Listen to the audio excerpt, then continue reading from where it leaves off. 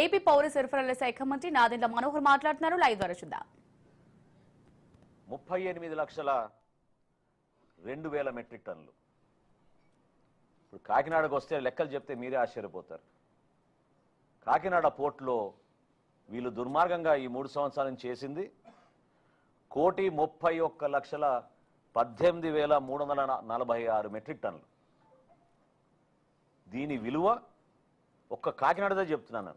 కాకినాడలో రైస్ ఎగుమతి విలువ ఈ 3 సంవత్సరాల్లో 48,537 కోట్ల రూపాయలు. అంటే ఏ స్థాయికి చేరారో చూడండి మీరు. 48,537 కోట్ల రూపాయలు వీళ్ళు అక్కడి నుంచి బియ్యం ఎగుమతి చేశారు కాకినాడ పోర్ట్ నుంచి.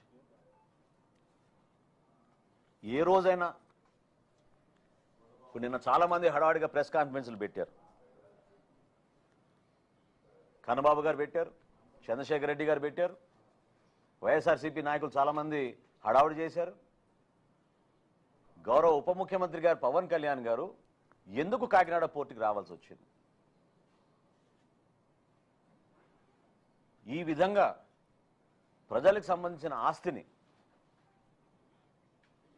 పూర్తి స్థాయిలో ఒక కాన్స్పిరసీ వీళ్ళు తయారు చేసుకుని దుర్వినియోగం చేసి రాష్ట్రానికి నష్టం కలిగిస్తుంటే ఇదేమన్నా ఒక వ్యక్తిపై మేము కక్ష కట్టామా? ఒక కుటుంబానికే మేము పరిమితం అయ్యామా?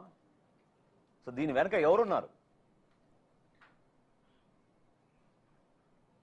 ఎంత పెద్ద కాన్స్పిరసీ జరిగిందంటే జగన్మోహన్ రెడ్డి గారి ప్రభుత్వంలో ఆయనే ముఖ్యమంత్రి, ఆయనకి తెలియకుండా జరగదు కదా.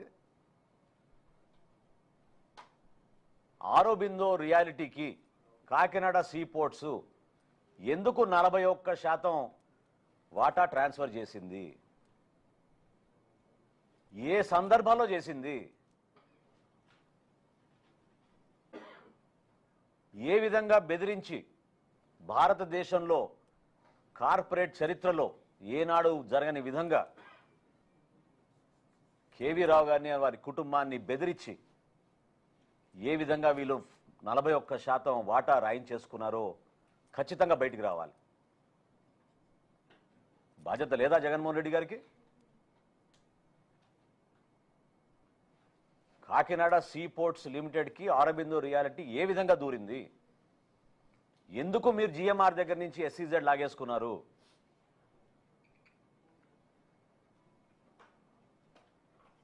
దీనికోసమే మీరు ఆ పోర్టుని పూర్తిగా మీ చేతుల్లోకి లాక్కోవడానికి, ఈ విధంగా దందా చేయడానికి, అంతిమంగా రాష్ట్ర ప్రజలకి నష్టం జరిగే విధంగా కేవలం మీరు మీ కుటుంబ సభ్యులే ఇందులో బాగుపడే విధంగా ఒక ప్రణాళిక సిద్ధం చేసుకుని చివరికి దేశ భద్రతను కూడా మీరు పక్కన పెట్టారు.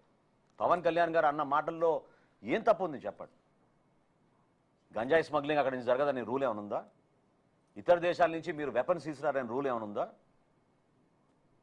ఎందుకు ప్రశ్నిస్తున్నాం అంటే 2,200 ఎకరాల కాకినాడ సీ పోర్ట్లో కేవలం 20 మంది పోలీసులు పెడతారా మీరు? ఓన్లీ 20 అంటే షిఫ్ట్కి 6. ఇదా మీరు చేపట్టిన భద్రత ఈ 5 సంవత్సరాల్లో? దీన్ని ప్రశ్నించాం.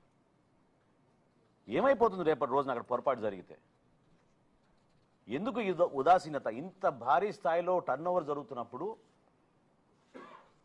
ఇతర దేశాల నుంచి ప్రతిరోజు ఏ సందర్భంలోనైనా సరే కనీసం 10 నుంచి 12 వెసల్స్ ఉంటాయి అక్కడ. 2 పోర్ట్లు కలుపుకుంటే 15 నుంచి 16 వెసల్స్ ఉంటాయి. ఎందుకు ఈ విధంగా దుర్మార్గంగా పనిగట్టుకొని కాకినాడకి చెడ్డ పేరు తీసుకొచ్చింది ఎవరు? కాకినాడని ఒక స్మగ్లింగ్ డెన్గా మార్చింది ఎవరు? ఎందుకు మాట్లాడలేదు ఆ రోజున మీరు అందరు ప్రెస్ మీట్లు పెట్టి? ఎవరు మీ బాసులను ప్రశ్నించినప్పుడు ఇప్పుడు అర్థమవుతుంది మీకు ఎవరు మీ బాసులు. పోర్టు లాక్కుంది ఆరోబిందో. ఆరోబిందోకి అసలైన బాస్ ఎవరు?